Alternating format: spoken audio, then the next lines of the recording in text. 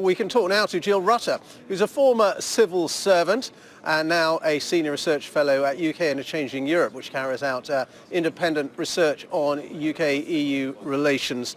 And Jill, as a former civil servant, well, Sue Gray has become rather extraordinarily a household name and potentially has the fate of the Prime Minister in her hands. Yes, I think it's quite an uncomfortable position for a civil servant to be in. Most civil servants tick the X box for no publicity when they join the civil service, as opposed to, say, perhaps going into politics. And I think this has always been one of the question marks about whether it was really appropriate for the Prime Minister in the first place to task the civil service with this investigation, because ultimately it was really obvious that given his assurance to the House, it would ultimately probably come back to a verdict on the Prime Minister. And I don't think the civil service really wants to be in that position.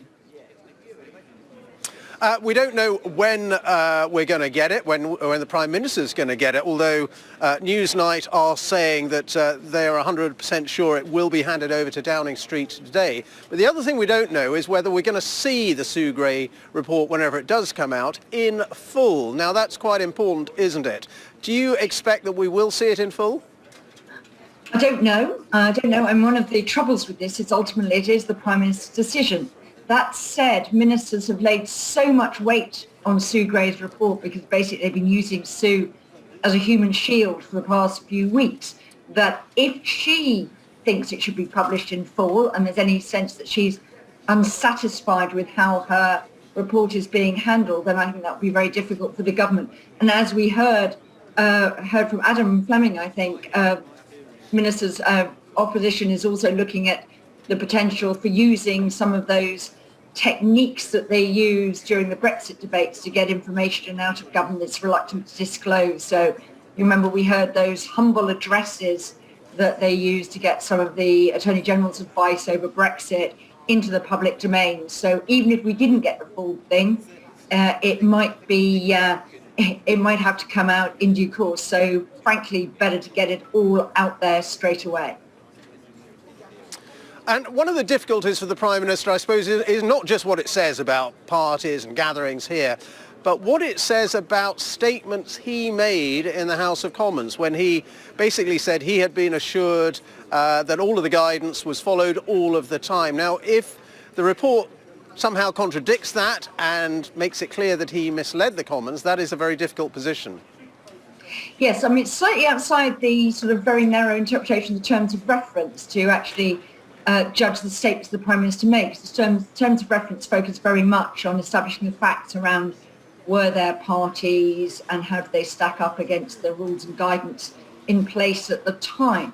But it might become very clear from the report that the Prime Minister, either did or didn't know about those parties, and that might, give people cause to judge whether the charge that he knowingly misled the House, a very clear breach of the Ministerial Code, whether that happened or not. So I'm not sure Sue Gray, we have to wait and see, Sue Gray would pass judgment on whether he misled the House, but I think people will interpret her report as, well, given all of this, does it mean that basically he did?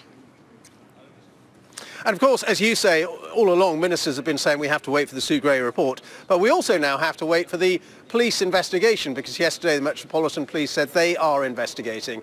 And this is another potential issue, isn't it, for the Prime Minister, that theoretically at least, he could end up being interviewed by police, even by detectives, under caution. I mean, he may be interviewed as a witness, but he could be interviewed under caution. And again, that's a very uncomfortable position for any Prime Minister. That's clearly very uncomfortable. I mean, one of the things about these is, these aren't major criminal charges that you get. If you did breach the COVID regulations, they resulted in a fixed penalty notice and £100 fine. So I don't think, it's not the most egregious offence ever. And I'm not sure actually that for most people that would make a huge difference over the judgment that seems to be actually really sort of telling political judgment that Number 10 put rules and guidance out there and then seem to regard themselves as completely exempt from that, and possibly look on the rest of the country as mugs for following those rules. That said, I mean, ministers, I think, were always rather sceptical about whether the public would follow those rules. Remember those early discussions about behavioural fatigue and would the public actually really comply? Maybe ministers just had very low expectations of themselves, but also of the public.